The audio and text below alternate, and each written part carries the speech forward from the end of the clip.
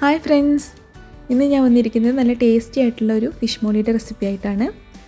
പൊറാട്ട, പത്തിരി, ചപ്പാത്തി, അപ്പം, ഇടിയപ്പം ഇതിൻ്റെയൊക്കെ കൂടെ നല്ല ടേസ്റ്റി ആയിട്ടുള്ള ഒരു കോമ്പിനേഷനാണ് ഫിഷ് മോളി. എല്ലാവർക്കും അറിയുന്നത് ആയിരിക്കും. അപ്പോൾ ആരെങ്കിലും ഇതുവരെ ചെയ്ത് നോക്കാത്തവരുണ്ടെങ്കിൽ തീർച്ചയായിട്ടും ഈ ഒരു വീഡിയോ കണ്ടിട്ട് നിങ്ങളൊന്ന് ചെയ്ത് നോക്കുക. വളരെ സിമ്പിളാണ്, എന്നാൽ നല്ല ടേസ്റ്റി ആയിട്ടുള്ള ഒരു കറിയാണിത്. അപ്പോൾ നമുക്കിത് എങ്ങനെയാണ് ഉണ്ടാക്കുന്നുള്ളത് നോക്കാം.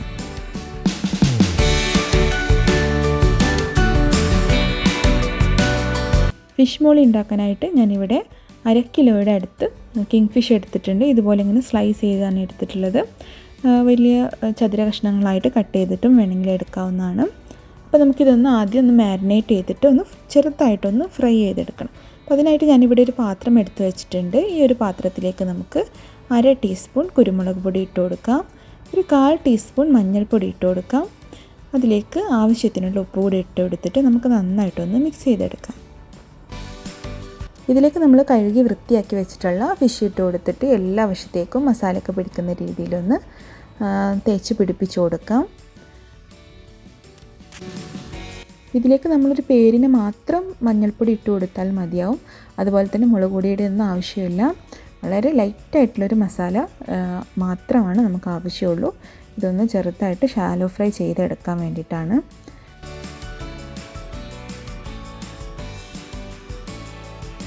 ഇപ്പോൾ നമ്മുടെ മസാലയ്ക്ക് എല്ലാ വശത്തേക്കും നന്നായിട്ടൊന്ന് സ്പ്രെഡായിട്ടുണ്ട്. ഇനി നമുക്കിത് നന്നായിട്ടൊന്ന് പിടിച്ച് കിട്ടാനായിട്ട് അറ്റ്ലീസ്റ്റ് ഒരു 10 മിനിറ്റ്സ് എങ്കിലും ഒന്ന് മാറ്റി വയ്ക്കണം. നമുക്കിത് ഫ്രിഡ്ജിലേക്ക് മാറ്റി വയ്ക്കാം. ഇപ്പോൾ ഞാൻ കുറച്ച് നേരം ഒന്ന് മാറ്റി വെച്ചിട്ടുണ്ടായിരുന്നു. ഇനി നമുക്കിതൊന്ന് ഫ്രൈ ചെയ്തെടുക്കാം. അതിനായിട്ട് ഞാനിവിടെ ഒരു പാൻ വെച്ചിട്ടുണ്ട്. ഇതിലേക്ക് നമുക്കൊരു 2 ടേബിൾ സ്പൂൺ കോക്കനട്ട് ഓയിൽ ഒഴിച്ച് കൊടുക്കാം. എണ്ണയൊന്ന് ചൂടായി വരുമ്പോൾ നമുക്ക് ഫിഷിൻ്റെ ഓരോ പീസുകൾ ഇതിലേക്ക് ഇട്ട് കൊടുക്കാം. ഇനി ഇതൊന്ന് ചെറുതായിട്ടൊന്ന് ഫ്രൈ ചെയ്തെടുക്കണം. മീഡിയം ടു ലോ ഫ്ലെയിമിലിട്ടിട്ട് ഫ്രൈ ചെയ്താൽ മതിയാവും. ഒത്തിരി ഫ്രൈ ആവേണ്ട ആവശ്യമൊന്നുമില്ല. 2 ഭാഗം ജസ്റ്റ് ഒന്ന് ഫ്രൈ ആയി കിട്ടിയാൽ മതി. ഇപ്പോൾ ഇതാ ഒരു സൈഡ് ആയിട്ടുണ്ട്. ഇനി നമുക്ക് ജസ്റ്റ് ഒന്ന് മറിച്ചിട്ടിട്ട് ഒരു 2 മിനിറ്റ് ആ വശവും കൂടെ ഒന്ന് കുക്ക് ചെയ്യാനായിട്ട് വെയിറ്റ് ചെയ്യാം.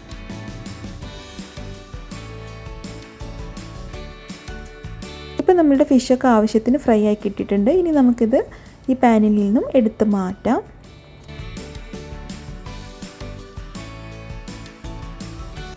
ഇപ്പോൾ നമ്മളുടെ എല്ലാ ഫിഷും ഇതുപോലെ ഫ്രൈ ചെയ്തെടുത്തിട്ടുണ്ട്. ഇനി നമുക്കിത് മാറ്റി വെച്ചിട്ട് ഫിഷിൻ്റെ ഗ്രേവി ഉണ്ടാക്കിയെടുക്കാം. അപ്പോൾ അതിനായിട്ട് ഞാനിവിടെ ഒരു ചട്ടി വെച്ചിട്ടുണ്ട്. ഇതിലേക്ക് നമുക്ക് 1 ടേബിൾ സ്പൂൺ കോക്കനട്ട് ഓയിൽ ഒഴിച്ച് കൊടുക്കാം. അതിലേക്ക് നമ്മൾ നേരത്തെ ഫ്രൈ ചെയ്തെടുത്ത് വെച്ചിട്ടുള്ള കോക്കനട്ട് ഓയിൽ കൂടെ ഞാൻ ഇതിലേക്ക് ചേർത്ത് കൊടുക്കുകയാണ്. കാരണം അതിൻ്റെ ഫിഷിൻ്റെ ടേസ്റ്റൊക്കെ ഇതിൽ തന്നെ ഉണ്ടാവും. അപ്പോൾ ഇത് ഇഷ്ടമുണ്ടെങ്കിൽ ഇത് ഒഴിച്ചു കൊടുക്കാം. അതല്ലെങ്കിൽ നിങ്ങൾക്ക് എക്സ്ട്രാ കോക്കനട്ട് ഓയിൽ കുറച്ചുകൂടെ ഒഴിച്ചു കൊടുത്താലും മതിയാവും. ഇനി നമുക്കിതിലേക്ക് ഇഞ്ചിയും വെളുത്തുള്ളിയും ഓരോ ടേബിൾ സ്പൂൺ വീതം ചെറുതായി അരിഞ്ഞെടുത്തത് ചേർത്ത് കൊടുക്കാം. അപ്പോൾ ഈ ഒരു ഓയിൽ ചെറിയ ചൂടിൽ തന്നെ ഒന്ന് നമുക്ക് ഇഞ്ചി വെളുത്തുള്ളി ഇട്ടിട്ടൊന്ന് വഴറ്റിയെടുക്കാം. എന്നിട്ട് അതിലേക്ക് നമുക്ക് ഒരു മീഡിയം സൈസ് സവാള കൊത്തി അരിഞ്ഞത് ഇട്ട് കൊടുത്തിട്ട് ഒന്ന് വഴറ്റിയെടുക്കാം. അപ്പോൾ പെട്ടെന്ന് വഴണ്ട് കിട്ടാനായിട്ട് നമുക്ക് കുറച്ച് സോൾട്ട് കൂടെ ചേർത്ത് കൊടുക്കാം. ഇനി ഇതെല്ലാം കൂടെ ഇട്ടിട്ട് നമുക്കൊന്ന് നന്നായിട്ട് വഴറ്റിയെടുക്കാം.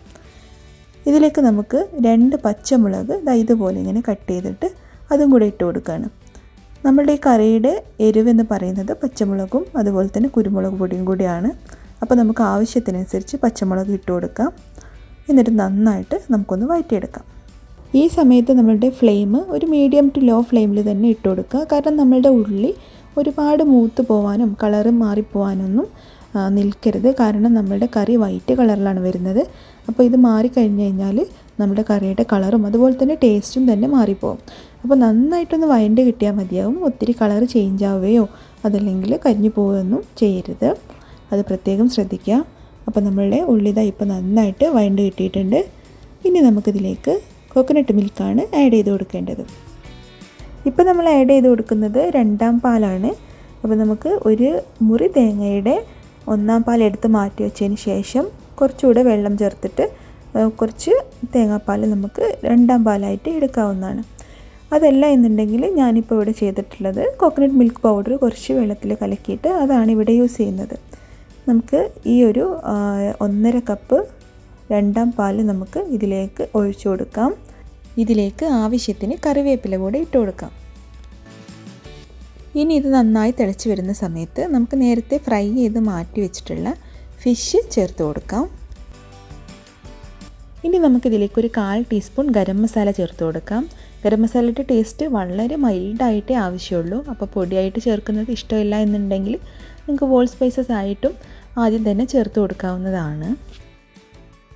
പിന്നീട് ഞാനൊരു 1/4 ടീസ്പൂൺ കുരുമുളക് പൊടി കൂടെ ചേർത്ത് കൊടുക്കുന്നുണ്ട്. അപ്പോൾ നിങ്ങളുടെ ടേസ്റ്റ് അനുസരിച്ച് നോക്കിയിട്ട് മാത്രം ചേർത്ത് കൊടുക്കാം. ഇനി ഇതിൽ കിടന്ന് നന്നായിട്ടൊന്ന് തിളച്ച് കുറുകി വരട്ടെ. അതുവരെ നമുക്ക് വെയിറ്റ് ചെയ്യാം.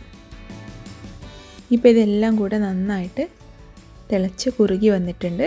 ഇനി നമുക്കിതിലേക്ക് 1 പാലാണ് ഒഴിച്ച് കൊടുക്കേണ്ടത്. അപ്പോൾ അതിന് പകരം ഞാനിവിടെ കോക്കനട്ട് മിൽക്ക് പൗഡർ കലക്കിയാണ് എടുത്തിട്ടുള്ളത്. നിങ്ങൾക്ക് ഫ്രഷ് ആയിട്ടുള്ള തേങ്ങയുടെ 1 പാൽ എടുത്താൽ മതിയാവും. നമുക്കിതിലേക്ക് ഒരു അരമുറി തേങ്ങയിൽ നിന്നാണ് 1 പാലും 2 പാലും ഒക്കെ എടുക്കേണ്ടത്. അത്രയും മതിയാവും. അപ്പോൾ ഞാനിവിടെ ഒരു 1/2 കപ്പ് നല്ല കുറുകിയ തേങ്ങാപ്പാൽ ഒഴിച്ച് കൊടുക്കുന്നുണ്ട്.